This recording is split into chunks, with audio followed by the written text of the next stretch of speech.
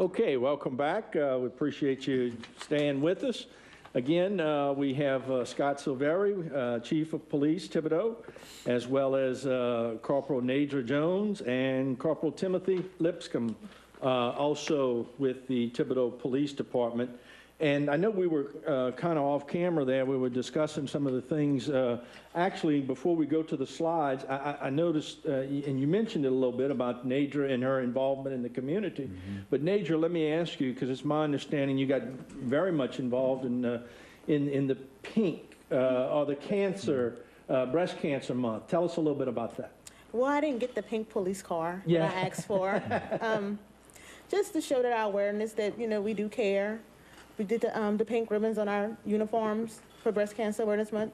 Right. Also, we had some officers participated in the run as well.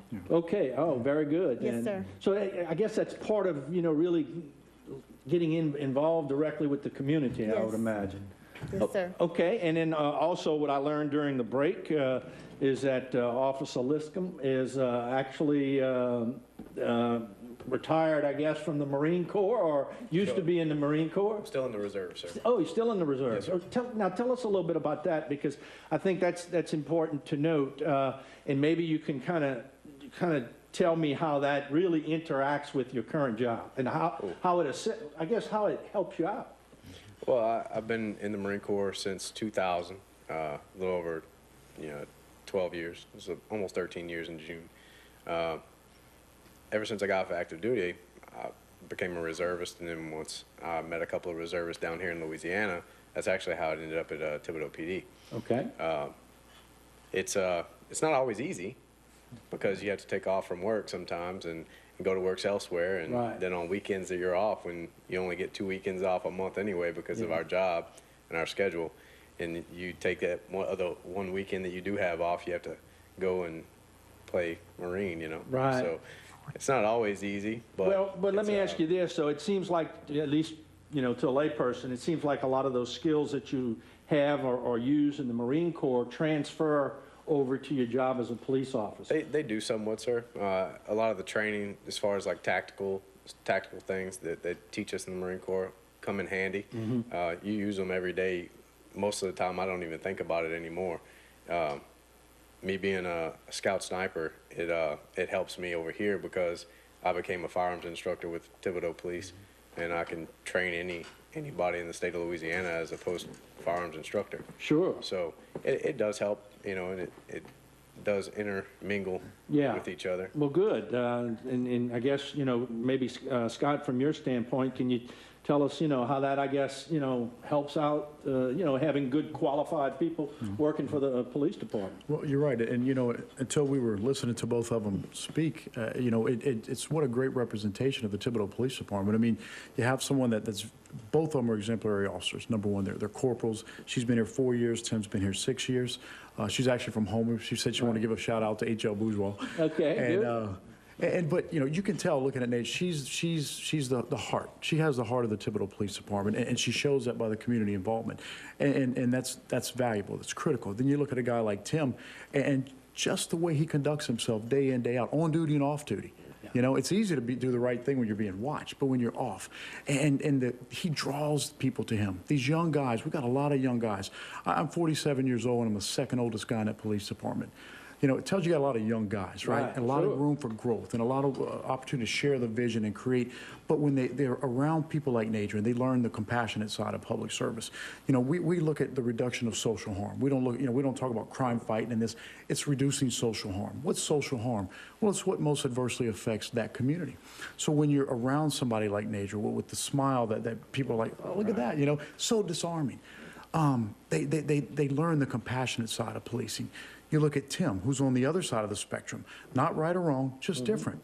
He's very militaristic. Law enforcement is a paramilitaristic organization anyway because of the hierarchical command structure. Right. And so you see a guy like Tim, and these young guys are drawn to him. If that's where you're so inclined, more of the rigid public servant or the compassionate heart of the city where Nadria's, there's a little something for everybody. Right, and you encompass the whole community. It's a great mesh of both of their talent and skill set. Right. And who benefits? The city of Thibodaux. Very, very good. I'm glad to hear that. And of course, I mean, the police department in the city of Thibodaux, I mean, has a good reputation. I mean, y'all all are very diligent in your jobs, and we appreciate you coming here and, sharing all that with us all the time. Now, let me give back, though, to some slides that I think you did have kind of in connection with some of the things that we had discussed a little earlier. Right. Can you maybe, excuse me, can you go ahead and, I guess, try to focus in that direction? Sure. Well, one of the things we look at is, and we're going to go back to DDAX just for an example, is we took an area, again, because it was statistically high over a long period of time, and what you see right there in the red is that is a 52-week, a 3-year average. Okay. For auto crashes, burglaries, thefts, and property crime. This is just within that specified geographic area that we uncreatively title Hotspot 3. Well, then the blue is a result of the 52-week average. And we say 52 weeks because we started the operation, obviously, at week 1, and we got to a point where we felt the change, the reductions in social harm, being social crashes and crime, were so significant in the reductions that we felt like we'd obtained a level of significant reduction, sustainable change. So, and that's just one of the visual representations. When you walk into the patrol room at the Thibodaux Police Department, the walls are lined in the squad room, not with daytime television. It's televisions with data maps and informational videos like this. But, and I don't know how clear it shows, but auto crashes in this certain area that's statistically high for crashes, a reduction over 52 weeks. 47%. And Jimmy, this isn't a blitzkrieg in that area. Right. These are the 5 highest days, 2 busiest hours. Okay. Now, yeah, we're in there to handle other calls for service, but you're talking about the HVE, the highly visible enforcement, that it takes effect 2 hours a day, 5 days a week.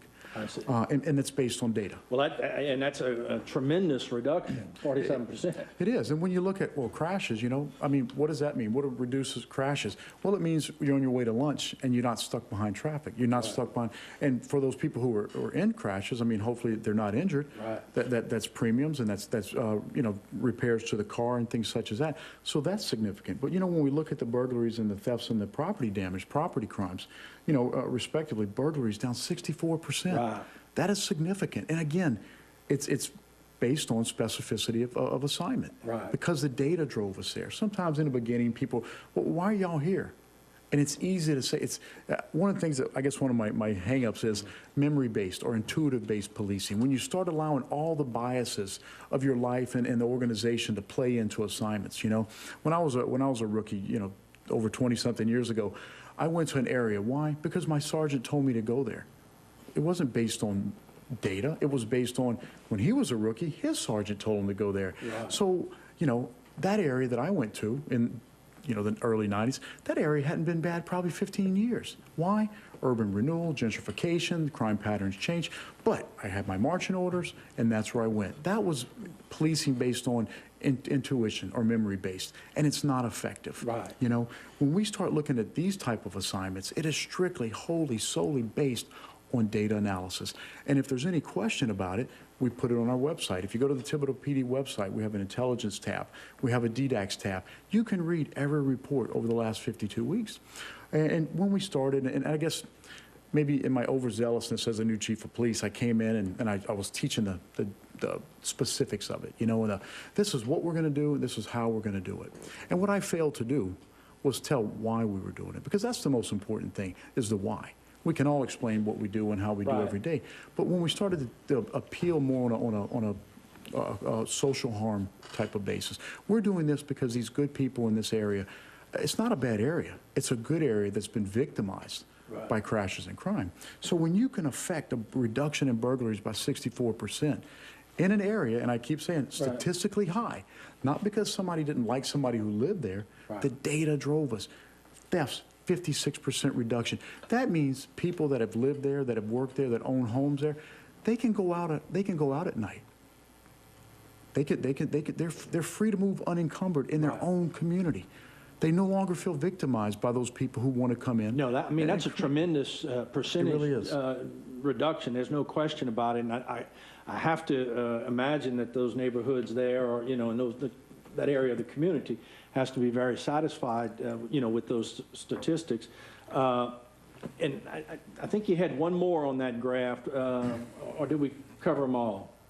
Well, in the property crimes. Property, okay, the property crime. damage. And that was 46% down. 46% reduction. Yeah, okay. So, you aggregate the total of criminal damage, and it's a very significant reduction Right. in social harm. Okay, very good.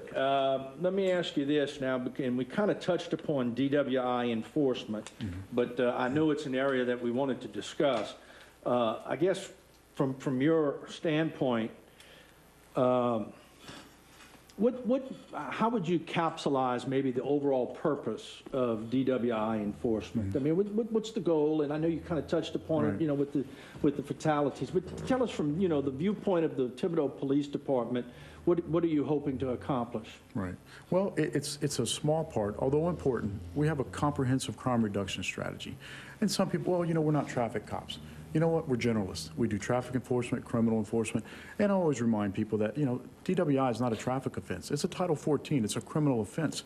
And the philosophy of the Thibodaux Police Department is drunk driving is the most serious in-progress crimes that you can stop. Right. Because these are potential killers. You cross the center line, you go off the fog line, right. like the guy that we had to chase into Amelia. Right. These are the people that kill people. Right. In Louisiana, I believe it was last year, or with the change in the year, over the last couple, you had a 64% greater chance of being killed by a drunk driver than you did as a victim of homicide.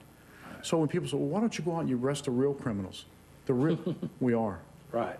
Because you are at 64% greater chance of killing somebody. So when we look at that, now, we don't specifically go out and you take a guy, a Marine like Tim Lipscomb, and there's others, and mostly that he's trained. They don't go out there single-mindedly looking for drunk drivers. They're out there and they're looking to enforce a high visibility enforcement. So whether it's a speeder, whether it's somebody driving too close, maybe text messaging, that's what they're looking for. Right. Because again, they're not out there on DWI enforcement. They're out there for the general reduction of crime and crashes. And naturally, because our time's not so monopolized in these statistically high area in the hotspot, now we have more officers to put in more areas. They have more time to self-initiate their activities. And like I said, Jimmy, we do make a lot of traffic stops, but that's the whole principle behind HVE, highly visible enforcement. But again, 64% of those stops end in a warning being given. And that statistic kind of caught my ear when you had said it earlier, because it kind of, what you're trying to do is prevent crime, and the fact that 64% of the time, you're at least able to give a warning, whereas the other times I'm sure it's necessary for whatever reason to, to write a citation.